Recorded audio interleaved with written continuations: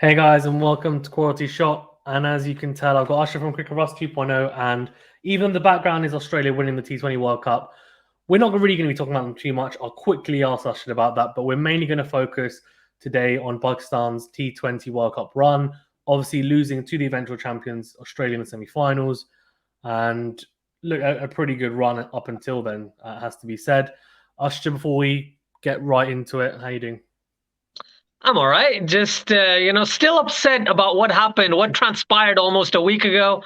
But it is what it is. It's a sport, and Australia gets lucky sometimes, And I'm not going to quote the great cricketer or anything, but they just walk in, right, and they just take the trophy from Yeah. people who deserve it a lot more.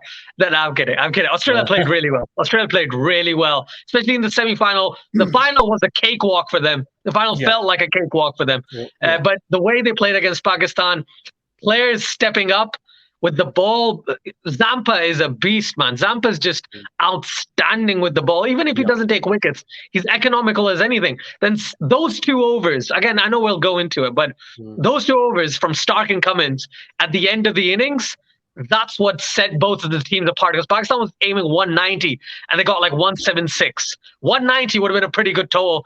And, we got to talk about the fact that Shaheen Afridi, whenever he gets hit for a boundary or Yeah. whenever he gets dropped or something, When he get dropped, yeah. and he's like, okay, now I don't care anymore. I know he tried. He bowled a low full toss, then a half volley, then a low full toss. So, of course, he kind of comes back quite strong, doesn't he? And that's sarcasm for anyone who hasn't guessed it. But I love how I asked you how you are, and there's residual feelings that Asjad has not needs to basically express, because I was like, Asjad, how are you? Basically, Australia lucky. All this emotion came pouring out. Well, that's fine. That's fantastic. I love it. Yeah, we're going to get right into it. And yeah, as you said, I mean, Australia, 6 out of 7 tosses, just lucky, really. Won 6 out of 7 tosses. The one toss they lost the match. So, basically, they're just lucky. That's all. No, well played, Australia. No, look, obviously, no one expected them to win. Huge upset. Beat what, in my eyes, is probably the best all-format team in New Zealand currently anyway. Pakistan were an informed team. And yes, they didn't play England or India, which a lot of people probably perceived as the two favourites going into the tournament. But as in, they didn't beat them even. But, is what it is. It's a cup competition, and that can happen. So they play very well. Well done to them. And obviously, we'll talk about them a little bit, especially in the Pakistan game, because we're going to be talking Pakistan. That was when, unfortunately, we fell at the penultimate hurdle. But yeah, Zampa, fantastic control, as you said, and great. I think trust in his flight, biggest thing. Very good googly, turns more than his leg spinner, but he's definitely, I think, as a spinner, once you become comfortable in your own skin, and I think for any bowler anyway, but once you become comfortable in the way that you're bowling, and you trust yourself enough, then that's it. You've hit the lottery, right? And sometimes you might get hit, but you know your game inside out. You know what works for you, what your strengths are, what your weaknesses are, and you stick to that. And I think there's a little bit of night and day between himself and Sodhi, for example, who's a little bit more inexperienced, still very talented. But Zampa, you can see, is further along in his progression, and that showed, I think, in the final for sure. And the pressure definitely telling on Sodhi, who was and could have been a match winner like Zampa, but just didn't quite help New Zealand as he should have. And I think I said to you previously, New Zealand going to win the World Cup, they need himself and Santner to bowl well throughout. They did up until that point, so that was a little bit disappointing. But enough of that. Let's talk about Pakistan. So we'll start off, I guess, going into the World Cup. I mean, I think both our expectations were pretty low. I think for me, I said, I went pretty optimistic. At first, I was like, no, New Zealand are going to go through because they were, for me, the two favourites. I know England obviously are up there, but I just thought with Archer injured, and I mean, I don't think Stokes I personally don't think Stokes gets into the 11, but that's still obviously the name Stokes has weight when it comes to England as well. And they had the issues with Dawid Malan as well at the time, and you're thinking, okay, let's see how they go. And Pakistan, then eventually we got nowhere near, and I thought, no, okay, you know what? UAE, Pakistan kind of fits. I think I said Pakistan and New Zealand, actually.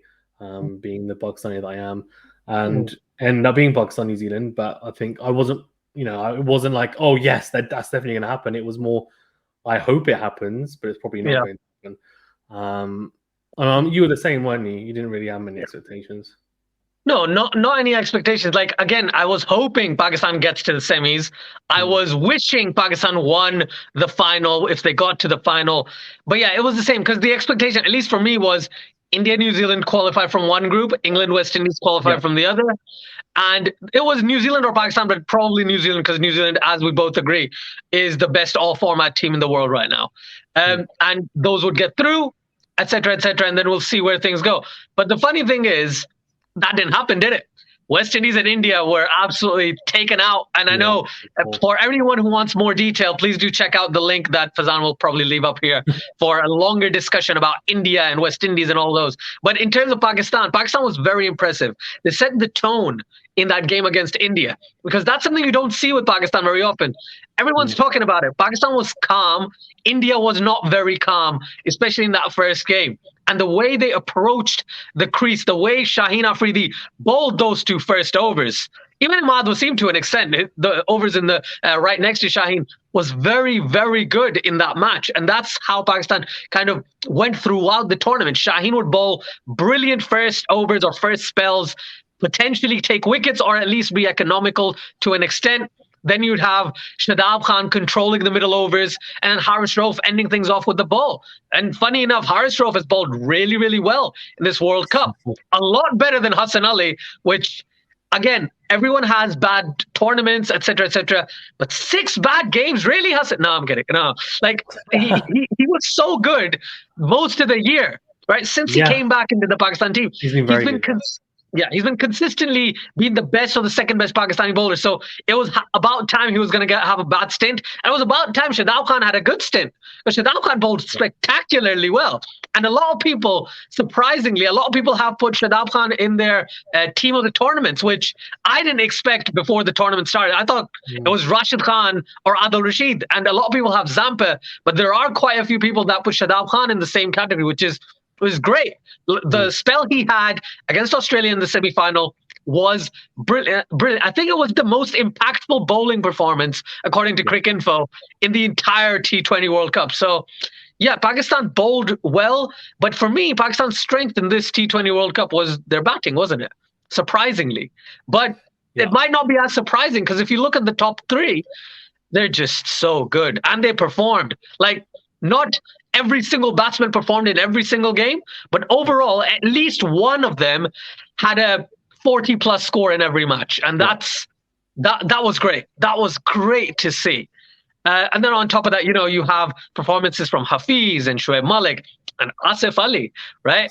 Shadab Khan didn't properly bat. I think he faced like 3 balls or 2 balls or something in the entire T20 World Cup. So Pakistan, genuinely, this was one of their best tournament performances since the country was founded. It was so good. It was so good. Yeah, I was going to... it's funny. When you said they were calm, it reminded me of the Matthew Wade, the Marcus Stoinis interview goes, we're calm, they're nervous. But I'm not going to do it in his voice because it was hilarious. But Matthew Wade just looks like an absolute nut in a good way. He's just very full of energy. He seems like one of those. I think I've said it to you before or someone else that seems like a lad, but a friendly one. He's just very energetic and chatty, and he seems a nice guy. But yeah, Pakistan for me, I was actually going to say it's almost reminiscent of the '99 World Cup, where I felt like we, again, like one of the best tournaments we'd had in terms of the teams and the performances up until 99, 2007 T20 World Cup and this one have been Pakistan's best performances in World Cups, which is ironic because the 92 World Cup, I thought we were a bit fortunate, obviously, the rain in that group game, and then we went on to win it. Then it was obviously the tournament where we ended up winning 2009. Yeah. Right? 2009, 2009. Well, I was thinking, why 2009? Because obviously there was one 2010, but anyway, as well. But 2009, which, we won as well. And, as you said, I thought we had a better team probably in 2007. We probably played better then. And this is reminiscent, as you said, it's in my lifetime anyway, it's the best I've seen Pakistan play in terms of consistency. Can you believe we didn't from what I don't think we had a single collapse, like a proper collapse, like a collapse where we collapsed and then that was it, like game over, like we bowled out, or we collapsed and then stuttered over the finish line to finish the 20 overs. That's not what happened. That there was potential for it to happen against Afghanistan and New Zealand, but Asif Ali was the key. He saved us in both those games, which is hilarious because we openly bashed him really before the World Cup and said he was no good, and clearly we're wrong. So put your hands up, and he had a fantastic World Cup, and yes, he got a duck in the semi-final, but he had to come in and hit at that point, and that happens. Yeah. He will sometimes that will happen. Sometimes you can't expect him to get runs every single game because his specific role is to come in and hit pretty much from ball one. Yeah, he probably could have given himself 1 or 2 balls, but the situation at the time was coming. He had loads of wickets in hand, so he came in to hit. And look, I mean, the performance against Afghanistan, I think we need 24 of 8 balls, and that was unbelievable hitting. It really was, and got it all in 1 over, which is just, it's fantastic to say the least. And really, really good to see him come to form. And Shadab Khan, as you said, it was good to see because I said to you as well, and I think you were in agreement that Shadab Khan had to bowl well for us to have a chance of winning the World Cup, and he did. And that's why we had a chance, because he ripped through the Australian batter lineup as well, as he said, the most impactful spell. He just wasn't really backed up by the other bowlers in that. And if he was, then, you have a chance. And look, he has bowled very, very well. And it reminded me of his, how he won the Champions Trophy when we won. Exactly. He bowled really tidily in that. He was brave. He wasn't scared to put the ball up there with flight, similar to how Zampa did in this tournament. In the past, in the first kind of past year or so, year or two even, I feel like he's been a bit scared to get hit. And then he's therefore not been as attacking with his lines and lengths. And that's then led to him eventually getting hit because he drags his length a little bit back. His ball's a bit too wide. And, he's just a bit worried, I don't want to go for runs. But he's an attacking bowler. So that will happen at times. But he, for the most part, was just really, really, really good. And it's funny because you'd expect him, to come in and maybe pick up a few wickets. Ben was seen tie down batsman, be very economical. But I think Shadab was a standout spinner, no doubt. And as you said, some people had him in their team of the tournaments, which was really good to see. And I just hope that his progression continues because, we said that his bowling is probably stagnated. I didn't want to be harsh and say that it's got worse, but I don't think it got any better. And then obviously what happens is teams figure you out because they've got loads of footage on you. They know exactly how you bowl, and he didn't evolve. And that's, the criticism levied at someone, for example, like Jonathan Mendes, who was a mystery spinner, didn't quite evolve after, whatever it was, 2-year spell where he bowled unbelievably. And the same for Mujeeb as well, but then he's starting to evolve. And the spinners, I feel like spinners especially, they need to add things to their game. Not, in a controlled fashion, which I feel like he's done and he's starting to do, Shadab. So hopefully that continues for sure. The top 3, though, as you said, like there's an emphasis on that. I don't mind that too much because I feel like most teams do. And I feel like we've got enough hitters. I mean, we'll come to it in a little bit about the middle order, Hafiz and Malik. I mean, how much time really do they have left? 2 years maybe maximum. So who comes in? I don't know. Are they going to be there for the Australia World Cup? Probably, but we'll talk about it, I guess. But Babar Azam, Mohammad Rizwan, I mean, for me, probably the best opening pair in T20 cricket as a pair anyway. Babar Azam, top run score at 303 runs, and Mohammad Rizwan, third highest on 281 runs. I mean, what else is there to say? I mean, they were just so good. And it's funny because there were a couple of innings where Mohammad Rizwan looked like he was scratching about, and he was going so hard at the ball. He looked like he just looks horribly out of nick at times. But then what he does is he turns it around, and he'll be going at a runner ball or just below that, and you're thinking, oh, come on, like what's he doing? This is it. He's going to get out, and he would have eaten up loads of deliveries. But he then accelerates, and he suddenly starts timing the ball well, and it's like he just need a bit of time to adjust. And he's not as natural a timer of the cricket ball as Babar Azam, who most of the time comes out and just makes it look easy in first ball. He'll time it really well. Even if it's the field, you're like, wow, he looks in nick. But that's just because he's that good. Mohammad Rizwan knows his strengths, and we saw that fantastic clip of him doing the shadow batting before the India match. He performed really well, obviously, in that match as well, and played exactly those shots.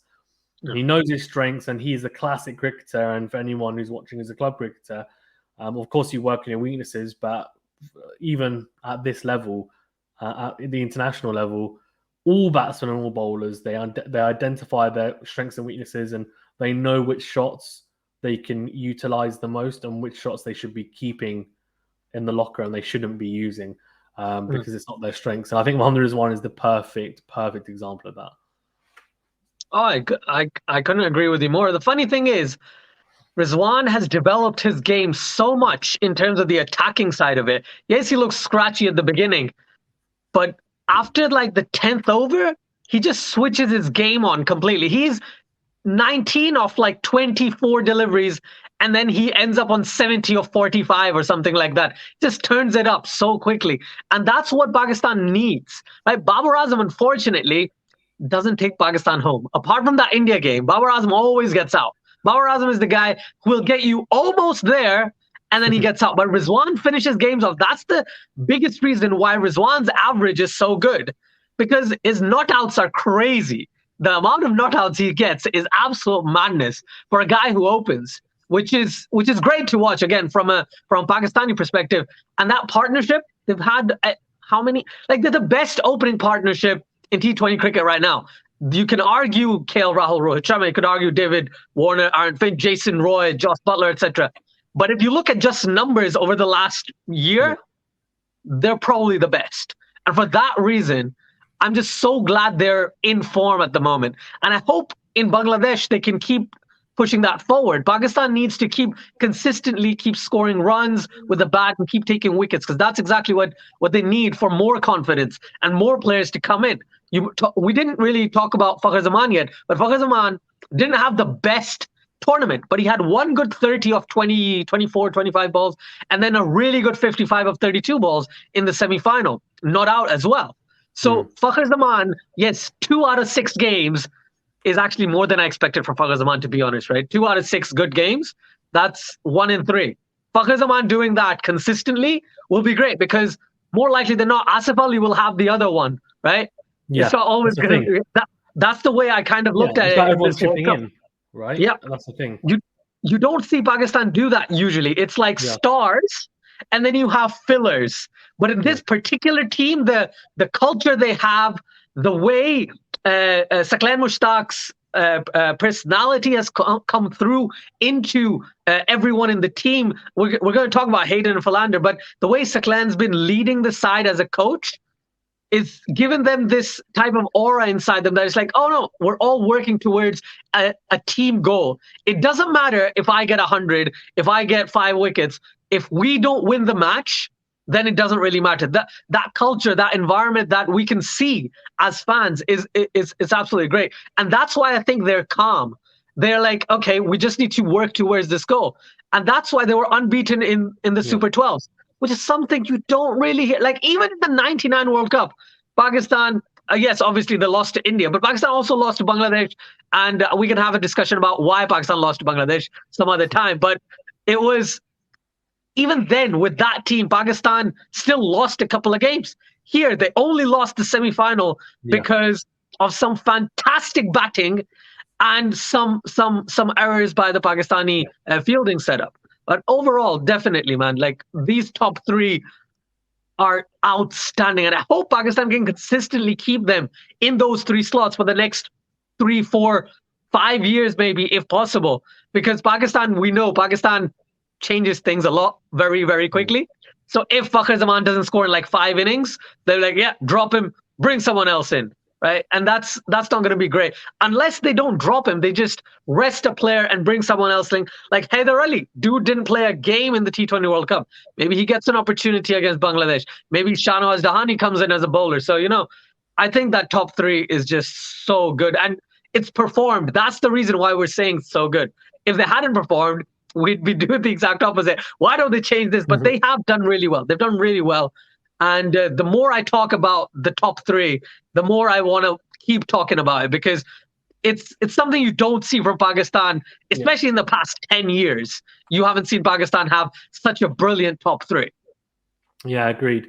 I feel like when you talk about past players, it reminds me of, I feel like Imran Nazir would have loved this era generation. He would have been fantastic.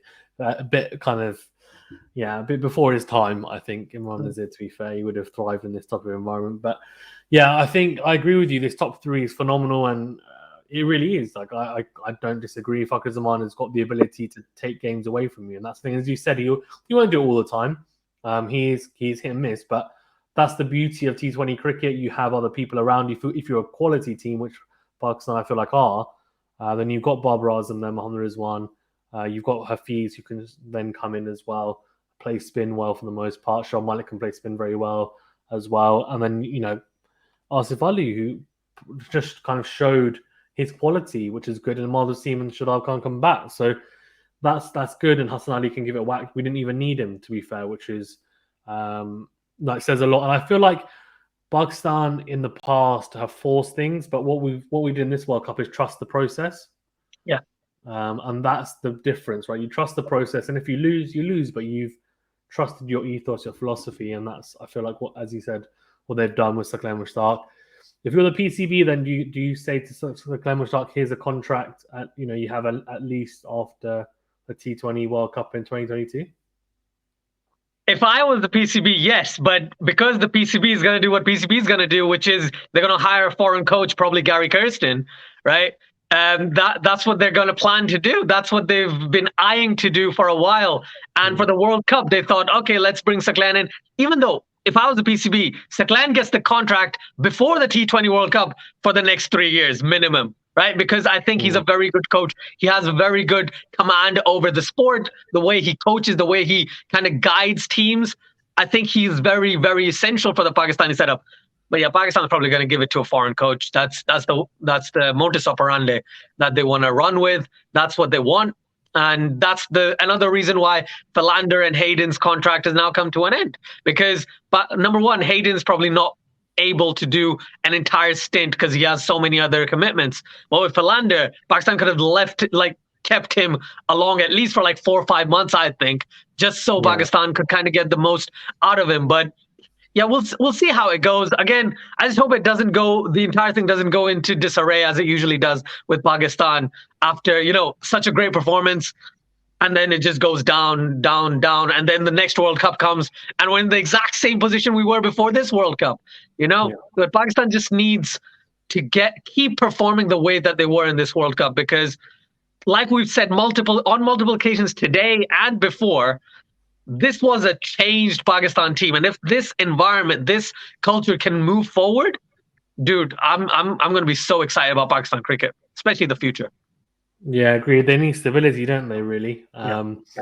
You can't have stability if you just keep on chopping and changing coaches, etc. So that's a shame. I mean, Matthew Hayden, I understand. I guess he's got different commitments, but for example, can they get him in a month before the T20 World Cup next year? That's what I want. That's what I want. I reckon Australia will snap him up. I mean, he's really good. They will. Justin Langer. He's really, really good mates with Justin Langer. They've seen what he's done for Pakistan now. I mean, Matthew Hayden is a former Australian, so don't blame him at all. Vernon Philander, I mean, again, we should get him, but wouldn't be surprised South Africa say, can you come and do some work with Rabada and Nortje, etc. So, yeah, I mean, I think we should really we should squeeze every last bit of juice out of them in the weirdest way possible. I don't know why I said it like that, but anyway, out of those coaches, because honestly, they're very experienced. They've also, especially Hayden's obviously been with a lot of other teams and franchises, etc. So he knows his stuff. So I think Philander has been. I don't think Philander has actually been with anyone yet, if I'm not mistaken. No. But I mean, Pakistan, though, we'll talk about it in a little bit about the World Cup coming up. In terms of the setup, the team, so bowling-wise, obviously, Shaheen had a very good match, as you said, a very good tournament. Apart from that little spell where he got dropped by Hassan Ali, and then we've said this. I mean, he just lost his cool, and he does this a lot. He gets dropped, and then he just goes, you know what? Okay, well, no one can take my catches, and I have to go searching for wickets, so I'm going to go try and just hit the stumps. And then first ball, lap for 6. Second ball, he goes, okay, well, I've bowled a bit too full there. I'll bring back my length. Wade can see that fine leg has gone back as well. Goes, okay, yeah, he's going to go back for a length and smashes him over mid-wicket. Third ball, fine leg comes in again, laps him for 6 because he's tried to go full again. So, look, I mean, it's unbelievable batting, no doubt about that. Shaheen, though, yeah, I mean, lost his cool a little bit in that moment, but that's not the reason why we lost the match, to be fair. Yeah, the reason why we lost the match was there's a Hassan Ali over before that where he got hit for, I think it was 21. And then also... Aris got smashed as well just before that. Yeah, I think he got smashed 14 in his over. So, which is surprising because he's bowled very well throughout the World Cup. But that happens when good teams and players in form like Mitchell Marsh come to the fore. So that happens. But, I mean, if you were to take any negatives from this, because we've talked a lot about, I think, the positives, it's been a very good tournament up until that. And we even in that semi, we didn't play badly. So it's very rare that Pakistan have the type of performances and play as well as we did, and we don't win the tournament, to be fair, or get to the final. So I think it's worth noting. I thought we played very, very well, including winning all our group games, which I've never seen Pakistan do before in my lifetime. I don't know if we've ever done that, to be fair. Yeah, I mean, what negatives or kind of, I guess, learning points would you take from it for Pakistan going forward? One of the biggest learning points is the fact that, when the chips are down, we've seen in most matches, Pakistan come back up. But in that semi-final, we've talked about Shaheen Afridi. Thing is, Hassan Ali just had a bad tournament. So for me, one of the weak links in this entire World Cup was Hassan Ali's performance, and apart from one game, everything else, Hassan Ali just didn't have a good World Cup this time around. Okay, on top of that, one thing I was kind of... I'd like Pakistan to improve on is the power play. Yes, they store their wickets, but if, let's say, they scored 40 for 0 in the power play, rather than 30 for 0, 29 for 0, 35 for 0, again, it's not horrendous, but the standards we have now of T20 cricket, it's probably better to be scoring about minimum six and a half and over in the power play as a minimum. So Pakistan is completely conservative. And if we look at the middle overs, Pakistan starts to accelerate. And in this World Cup, Pakistan had one of the best death over percentages, right? I think it was we scored at 13s in the last 6 overs, Yeah, 13 and over. And in the middle overs, it was between 6 and 7. And in the power play, it was between 5.5 and 6. So you see what I'm saying? That's probably the bit Pakistan could have taken a few more risks in terms of singles. Yeah. In the India game, Pakistan played an absolutely brilliant knock with the bat. So that I can't argue. But not every game is that game. You're not always going to have... At the end of the power play, you're going to have Babar Azam on 12 off 15 and Rizwan 10 off 15, right? And then Pakistan's thinking, oh, okay, we'll just go accelerate later on. Because what if you lose your wicket in the next over, which happens to Babar Azam a lot? A spinner comes on and he plays a heave and gets out. And it just really irks me sometimes. But again, things like that happen. Things like that happen, right? On top of that, Rashid Khan as well. Last over, Rashid Khan. Why are you going swinging from the hips? That was weird. Were they having an argument or something in that game, or was it like friendly banter? I think it was friendly banter, but at the same time, like, I don't know what was going on. Like with Babar Azam a lot. Yeah, like Rashid Khan, he gave him like it wasn't a send off, but they like celebrated with all the team when they thought he was out. They reviewed it, he wasn't out. Babar Azam was like every time he went to the bowler's end, he was like chatting to him and almost like in his face. And I was like, is this just like because they're mates and Rashid Khan's playing the PSL, but he doesn't play in the same team, so are they just friendly, or is it just like is it like really competitive, like, oh, I'm gonna smash you everywhere? Because that's what it seemed like. It seemed like Babar Azam was like he was trying to hit Rashid Khan out of the game, and then it got to his head and he ended up getting out. Thing is, at least this is what I can tell from a slightly objective perspective.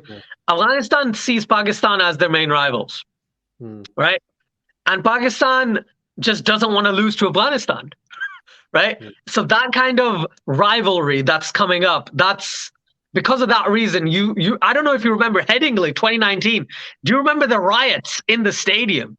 Right, the way people were throwing things around. There were 3 fights in the same stadium at the end of that game. I was in Leeds. I was petrified for the Pakistani players, obviously. But at the same time, like there was like loads. So the competition between the two is crazy. So that could definitely be a reason why it happened. But in the end, again, those two bits that, like I mentioned, could be something that Pakistan could do a lot better on. And last but not least, Shaheen Afridi had really good first spells. Second and third spells, unfortunately, weren't as profitable or as well-rounded of a bowling performance. If you look at the number of wickets, he only took 7 wickets. Nortje took 9 or 11 wickets at an average of 13 or something like that, while Shaheen Afridi got 7 wickets at an average of 24. If you take the last game away, right, even then, that's what, an average of 18 or something like that. So Shaheen Afridi's death bowling wasn't up to the standard mark that I expected to be. Yes, Haris Rauf was bowling well most of the tournament, but those are the few bits that I would probably just tweak just a little bit from a Pakistani perspective. Yeah, I agree. I don't think Shaheen hit his Yorkers as much as he normally does in the death, which I think was surprising to a degree. But his opening spells were, I mean, they were absolutely mesmerizing. The one against Australia, that first over, I'm not joking. Mitch Marsh didn't know where the ball was. Should have been out. Should have been gone.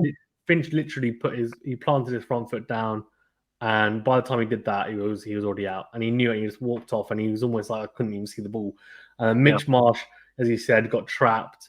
It looks so plumb. It's just one of those, where it looks so plumb, and you're just like, surely you have to give that such a good delivery. Mitch Marsh is just like, it's a toe cruncher, surely, and then obviously it was umpire's call impact, and hitting the wickets, and the umpire didn't give it.